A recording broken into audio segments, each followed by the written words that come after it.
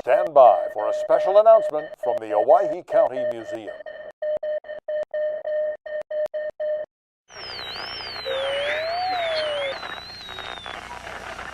Good evening, everyone, and welcome to the first episode of Fireside Chats with the Director. My goal here for these short snippets of video will be to come into your home on your smartphones and tablets and computers and talk with you and your family about what's been going on here at the museum in the past month or couple months.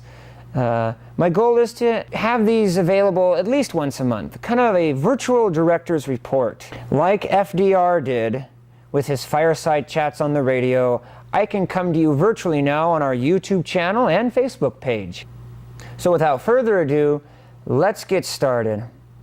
One of the first new big things that have happened here at the museum since January is the new lighting in Museum Room Number 2. Now, Museum Room Number 2 is the room that has the bit and spur display and the print shop display. As you can see, all the fluorescent lighting has been removed and new barn lights have been installed with LED bulbs. These new lights give the room a more comfy feeling.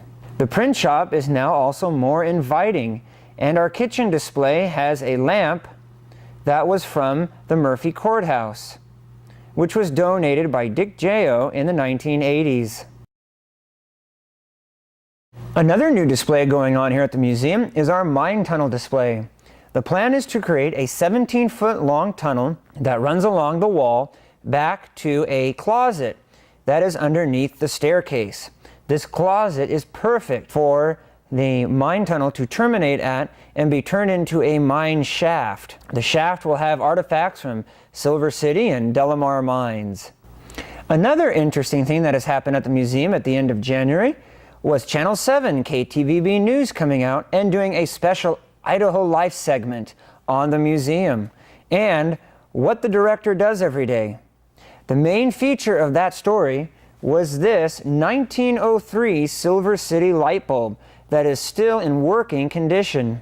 The light bulb was donated by a gentleman in the 1970s along with many Silver City artifacts. Other exciting things that are going on is that we have received a 1920 P.S. Wick player piano. This piano was used by the Independent Order of the Oddfellows in Silver City for many years. Now that piano came to Marsing and was eventually auctioned off to a private family. Now the private family wanted to restore this piano and unfortunately did not see it restored.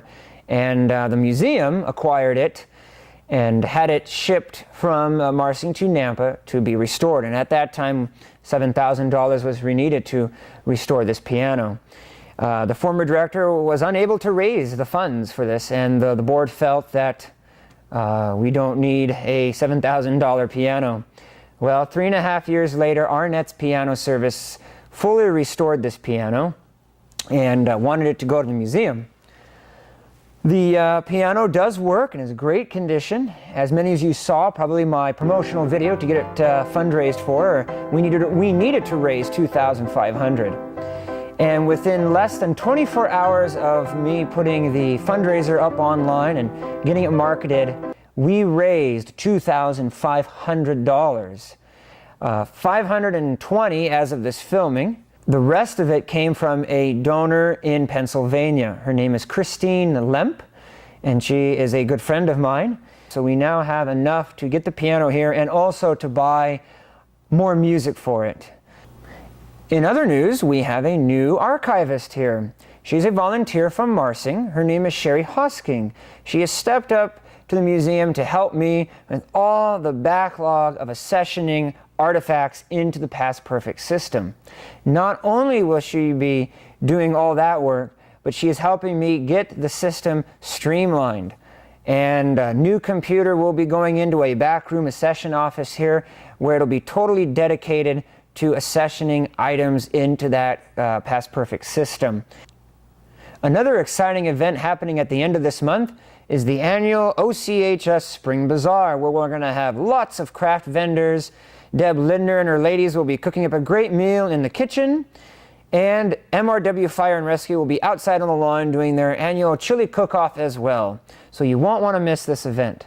Also at the Spring Bazaar, if the tractor is done, we will be the unveiling of the 1940 John Deere B. Currently, Jim Hislop is working hard to get it totally repainted and retired. We have had great donations and have raised at least $1,000 on this tractor. And Marv's Tire and John Deere Tractor of Campbell Tractor and Les Schwab Tire has stepped up to be sponsors of the project. So when the tractor is finally all put back together, it will look as it did when it rolled off the factory line in 1940. Another exciting little thing that's been going on here is the starting of the 1915 Ford Model T. With the help of the Western Idaho Model T Club, I was able to get the car out of the museum and drive it around the complex here. Everyone has enjoyed seeing it out and about. And on March 16th, we're going to have a Model T work day here. And that will include the club coming down and possibly in their Model Ts and doing a full service on the car here, making sure that it is safe and reliable to continue driving for all our events coming up here, like Outpost Days, our membership ice cream social, and other exciting events. Well, it looks like that wraps things up for this Fireside Chat. If I've missed anything, well, don't worry, there'll be another chat coming up soon within the next month. Don't forget, March 15th, we'll be having our next membership meeting. And don't worry, if you're not a member, please come anyways. Our speaker will be myself, actually, talking about the Transcontinental Railroad as it's celebrating its 150th anniversary of the driving of the Golden Spike this year. So great presentation coming up.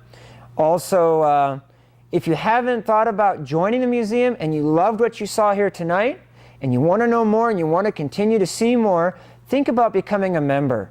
Your membership just doesn't keep the museum lights on and keep artifacts from being destroyed, but your membership includes you in all the great things the Owyhee County Museum does, from spring bazaars, Christmas bazaars, outpost days, ice cream socials in July. Who doesn't like ice cream?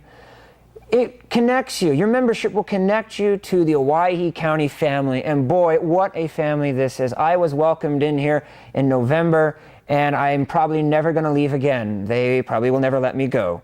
But anyways, it's a great family. Think about joining. Think about supporting. Follow us on Facebook, Owyhee County Museum, on YouTube. Search for us. Find us. Share us with your family.